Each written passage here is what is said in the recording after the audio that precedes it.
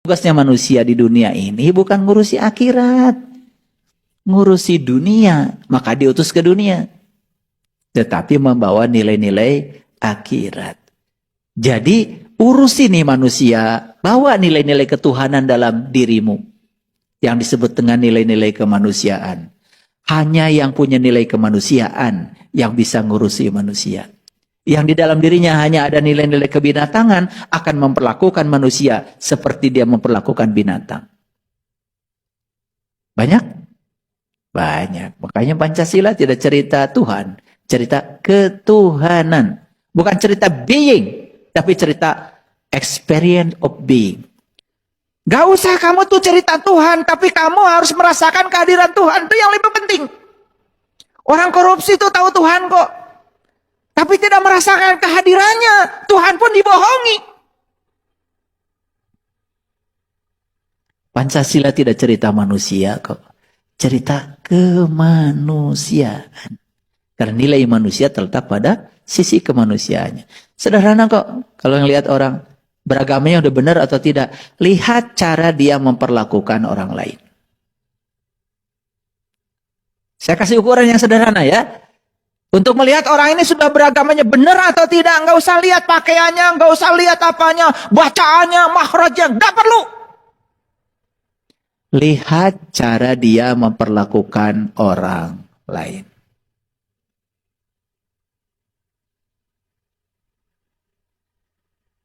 Musim kemarin, musim online. Anak-anak belajar online lewat Zoom di rumah. Para dosen mengajar online ke mahasiswanya di rumah. Ada ribuan orang yang sedang bekerja WFH di rumah. Ada orang di rumah ibadah membaca Quran, kenceng pakai speaker. Berapa banyak yang dia ganggu? Saya tidak menyalahkan baca Qur'annya. Tetapi kenapa mesti pakai toa? Dan kemudian di situ dia sama sekali tidak punya harmoni. Tidak punya rasa. Seakan-akan yang paling penting di dunia dia dengan bacaannya. Sampai tidak pernah peduli pada orang-orang anak-anak yang sedang belajar. Anak saya sampai gagal tes TOEFL gara-gara ada suara yang masuk. Karena tes TOEFL-nya ya online. Dia ikut ujian TOEFL dari sebuah lembaga bahasa Inggris di India. Gagal tes TOEFL-nya cuman karena ada suara dari luar. Dikiranya ada orang lain. Penangis. Sampai dia bersembunyi kemana, bayar ulang. Satu kali tes TOEFL 3 juta. Bayar ulang. Bayar lagi. Dan gagal ketika ditanya, saya bisa menyelesaikan tes TOEFL tadi. Kenapa saya gagal? Ada suara. Coba bayangkan. Ini soal harmoni nih yang saya bicarakan. Ini soal toleransi ya. Supaya kita tuh jangan merasa paling benar. Kalau Anda mau baca ya baca aja buat Anda. Apa perubahan buat Anda? Jangan mikirin orang lain dulu. Karena perubahan tidak akan pernah terjadi ketika Anda berfokus keluar. Perubahan hanya akan terjadi kalau Anda berfokus pada diri Anda sendiri. Baca Quran sampai Anda mengerti, amalkan dalam hidup Anda. Sampai Anda menjadi nyaman bagi siapapun di luar diri Anda. Itu keren. Itu namanya belajar. Itu namanya perubahan. Ayo saya anjurkan. Kalian harus baca Quran. Pahami karena itu kitab kita.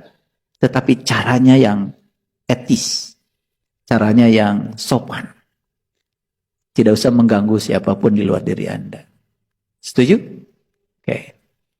Supaya pinter dikit. Baik, kita lihat selanjutnya.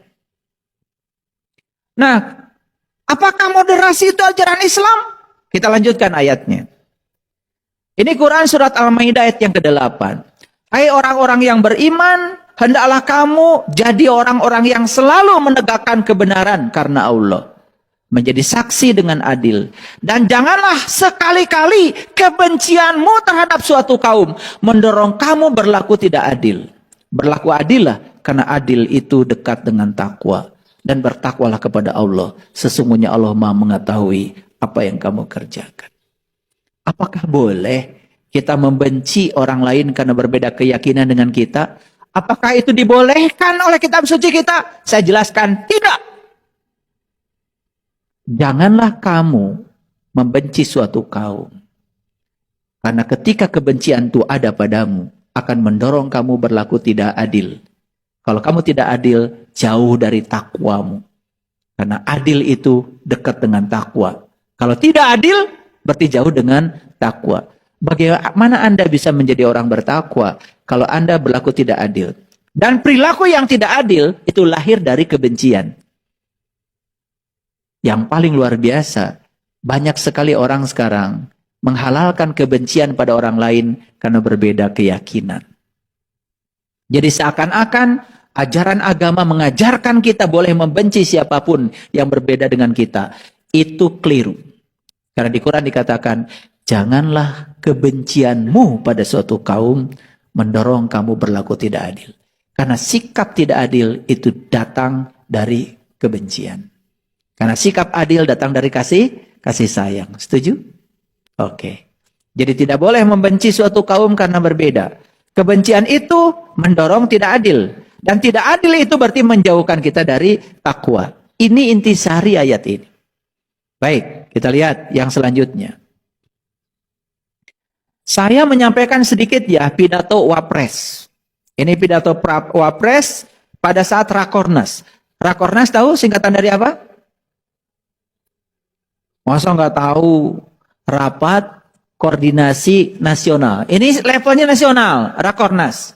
Di mana pidato Wapres ini? Di Forum Kerukunan Umat Beragama, namanya FKUB. Di mana dilakukan? Beliau melakukannya secara online di Jalan Diponegoro nomor 2, Jakarta Pusat. Kapan?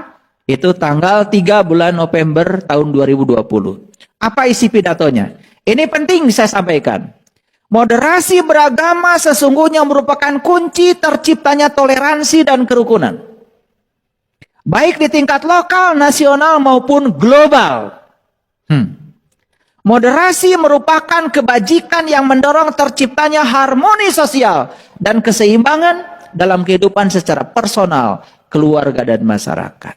Nah, yang akan saya sampaikan adalah 4 indikator moderasi beragama.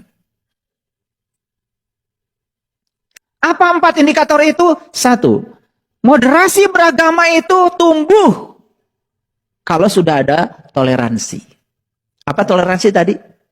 Memahami, menghormati perbedaan. Jangan lupa, hanya jangan ngantuk. Yang kedua, anti kekerasan. Atas nama apapun, kekerasan tidak boleh. Karena tidak ada agama di dunia manapun yang menganjurkan pemeluknya melakukan kekerasan kepada orang lain yang berbeda keyakinan. Rasulullah bersahabat dengan semua orang yang berbeda. Dengan orang Yahudi.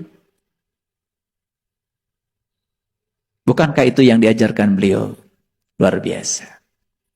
Yang ketiga adalah komitmen kebangsaan. Karena kita sudah berkomitmen untuk menjadi bangsa yang bernama Indonesia, makanya komitmen kebangsaan ini perlu dijaga. Setuju? Setuju apa tidak? Bayangkan ya. Kalau kita harus berpecah belah dan tiap hari kita perang saudara, seperti apa? Jangankan mikirin yang kayak gini, mungkin ngaji kayak gini pun tidak akan pernah ada. Mencari nafkah pun mungkin tidak pernah.